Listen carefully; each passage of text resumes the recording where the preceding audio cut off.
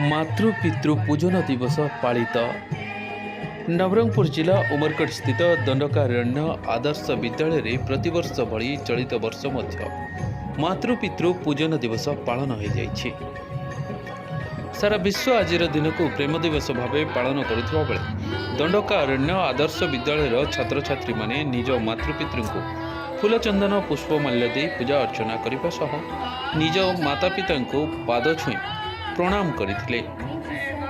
एही समय रे सेठारे एक भावविहुल परिवेश देखा मिलता एवं अभिभावक और पिलांक आखिरे छल छल होई लुह बही जाइथिला।